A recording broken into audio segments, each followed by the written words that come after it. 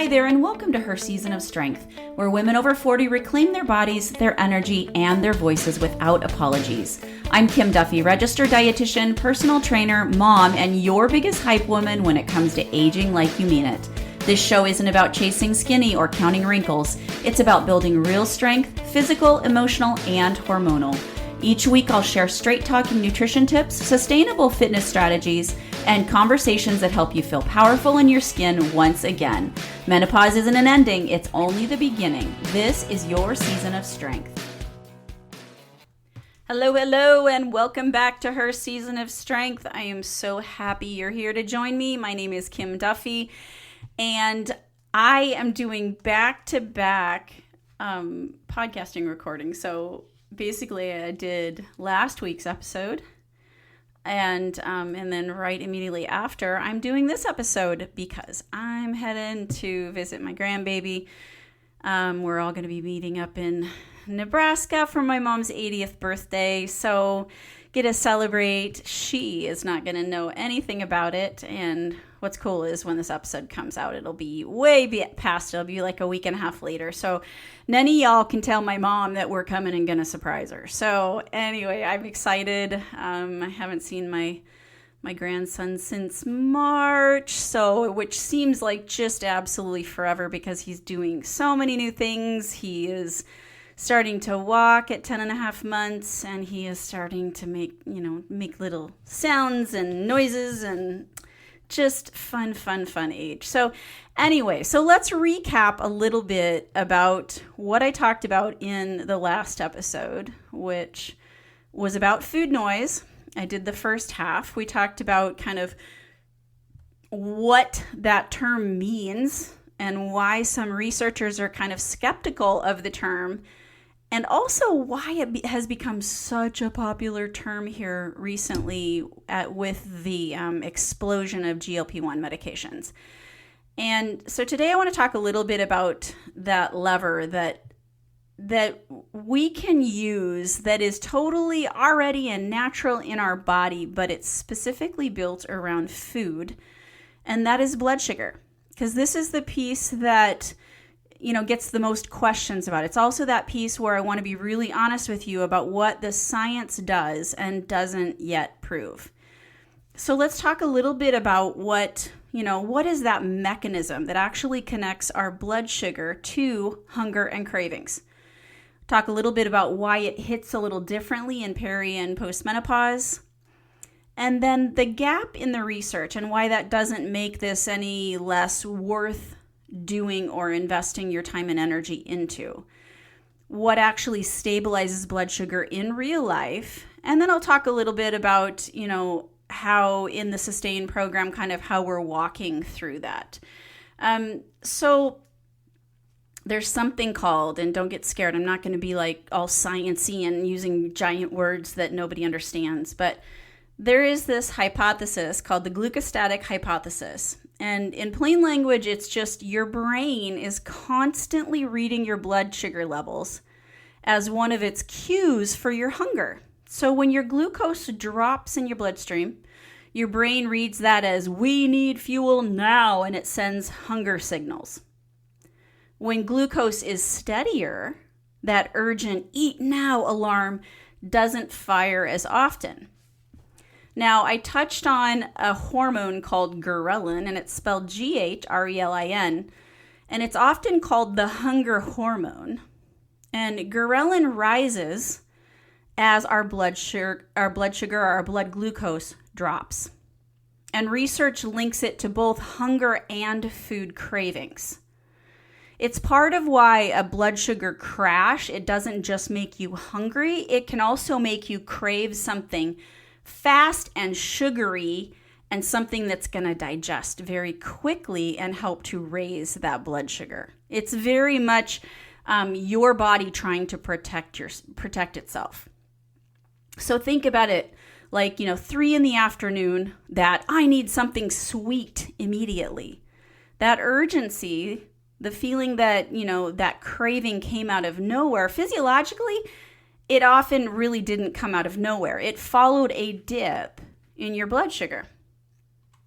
So Now, let's talk a little bit about where estrogen comes into play. So, estrogen actively supports our insulin sensitivity. So, it helps our cells to respond, more efficiently and more effectively to insulin and use that glucose well, right? As estrogen decreases in perimenopause, we see that support fades and those cells become less responsive to insulin. I'm sure you've heard the term of insulin resistance, and doctors might, throw that around if they're watching your hemoglobin A1C kind of slowly increase, and they might tell you you're pre-diabetic. That is all related to your sensitivity to insulin or your resistance to insulin. So now let's talk a little bit about kind of research. So there was a study that was published in the journal Menopause that found that women with more frequent hot flashes also showed greater blood sugar variability when they checked it with those CGMs, or those continuous glucose monitors, those things that you'll see, and they're on the back of people's arms. They're kind of a round disc. And what that's doing is it's monitoring their blood sugar at every minute, every second in time. So at any time they can look on their phone on that app and they can see exactly where their blood sugar's at. That can be super powerful. I have actually done that, and I'm not diabetic, and my hemoglobin A1C is just fine. But for me, it was more like, I want to understand this. I want to know when I'm eating certain foods, what is it doing? How high is my blood sugar spiking? How low is it dropping? And when I'm feeling certain ways, where's my blood sugar? When I'm feeling kind of shaky, when I'm feeling starving and hangry. And it was really eye-opening. I thought that was the coolest. I might actually do that again just because it's just very interesting for me.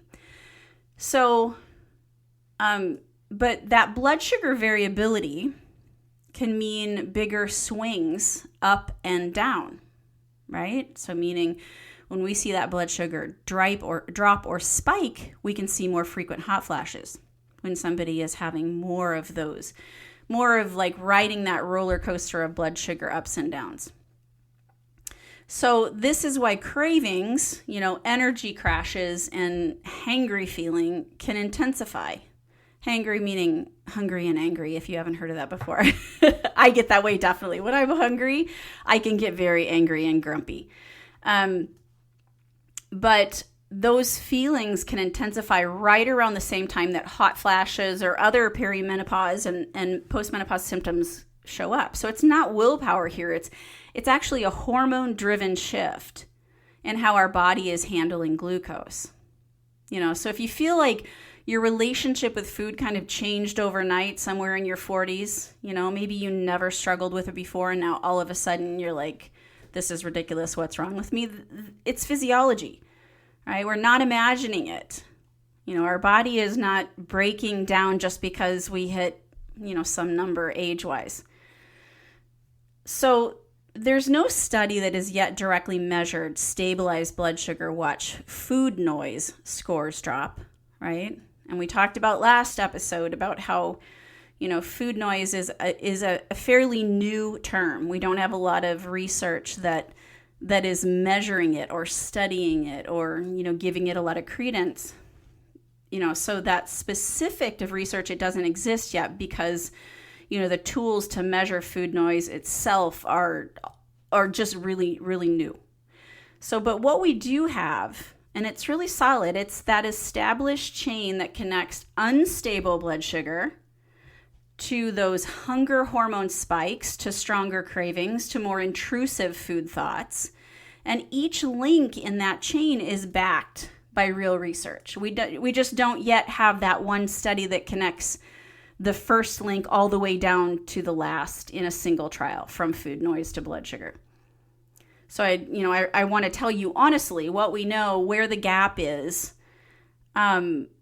But I promise you, there's a level of proof that is coming that isn't there yet. What we do know is more than enough to be worth to be acting on. And this is, it's so interesting because I have been teaching people blood sugar stabilization since I first got out of college, since I first became a dietitian way back in 1995. And yes, definitely it was more often those people who had type 1 or type 2 diabetes. But it's something I'm very familiar with, and how the food we are eating is affecting our blood sugars. Well, now in, menopause, I realize how closely related blood sugars and their instability can affect our health, can affect how we feel, can affect our energy levels, can affect, our ability to feel in control around food. It's all very connective. And it's so interesting to me that after 30 some years as a dietitian, we are, just basically going back to the basics and realizing how important this one thing is. And this is everything that I base my sustained 12-week group nutrition coaching program on is all about teaching women how to stabilize their blood sugars by using food, and just basic things to understand that can make a huge difference in how they feel and their energy levels and like their ability to say no to foods, especially, when they are, they're like, I don't understand these cravings. Well, then when we make some changes to what they're eating and when they're eating them and balancing things, it is a huge difference between how they're feeling and their ability to feel confident in that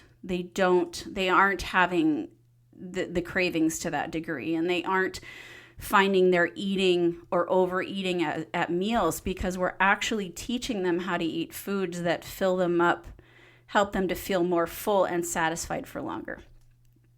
So a few things that you can do, that you can take to actually stabilize those blood sugars, just some small little tips, would be, starting your day with protein. I'm always talking about breakfast just because I think breakfast is such an easy start.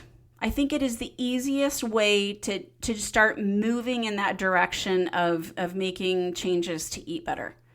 So even with that one little thing of starting your day and trying to get in at least 25 to 30 grams of protein at breakfast, it can help blunt those glucose swings that can set that tone for the rest of the day. The next thing that we can do is we can move after meals.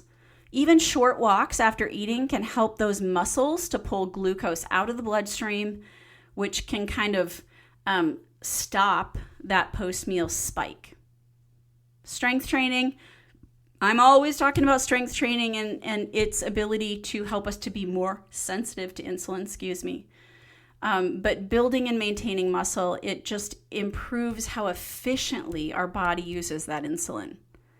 This matters more, not less, as our estrogen is declining or when it's, bottom of the barrel post-menopause.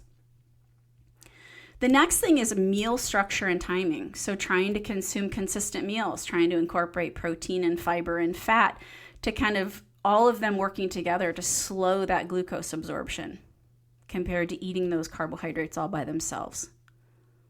So like I said, this is exactly the system that I built Sustain around, is just teaching women these just real small things, and building on them. So, say week 1, we're focusing on protein, and week 2, we're focusing on fiber. Then we're talking about actual hands-on food that we can consume. So not just talking about it, we're actually going to put it into action. So if you are not yet on the priority interest list, now is the time to jump on.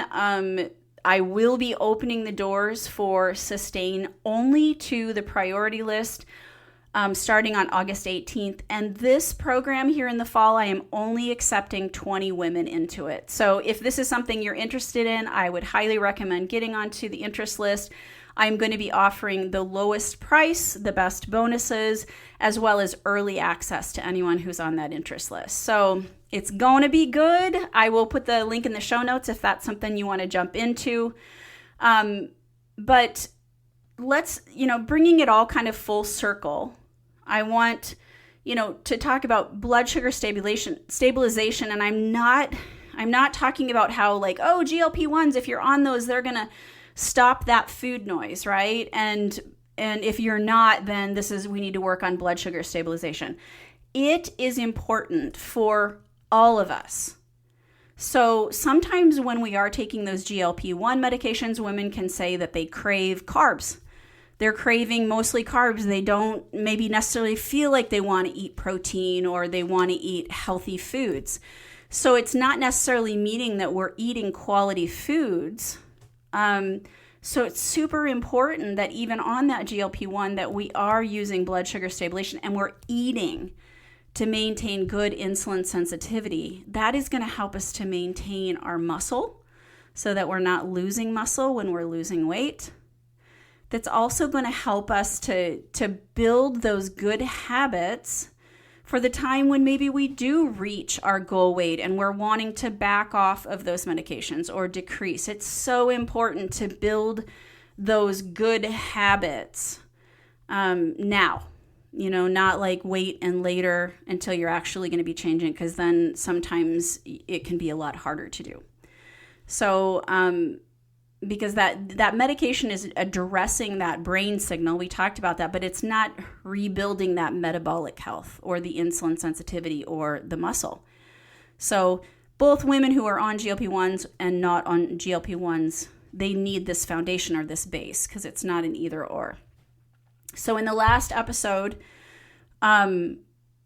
we talked about, how this is food noise. It's a real experience. Even though, that term itself is still catching up with science, we talked about how GLP-1s are quieting it through the brain, and then blood sugar stability is quiet a lot of those same triggers, but it's through our metabolism. And that lever kind of belongs to us. We always have it in our bodies. We don't have to take it. And it can be a huge help when it comes to, quieting those cravings and that overeating. So this week, I want you to notice one moment that a craving hits hard and check in whether it followed a few hours without protein or a skip meal or a blood sugar dip. Because being more aware and listening to your body, being mindful of what is going on, that is where we can start shifting that pattern. So if you have found this 2-part series helpful, that's exactly what my Sustain program is. It's, it is that 12-week program. It's going to walk you through step by step by stabilizing your blood sugar, whether we're doing it naturally or we're on that GLP-1, but it's just going to create that awesome foundation that the medications aren't necessarily building for us. And the next session starts the 28th. Priority list is open now. So just make sure that if that's something that sounds interesting to you, the link is in the show notes. You can jump on there. And I would love it if you enjoyed this podcast, you would follow and leave me a review and share this 2-part series with a friend who might need to hear it. Because remember, this is about progress over perfection. We're in this for the long haul, and this is your season of strength. Have a fantastic day. Bye-bye.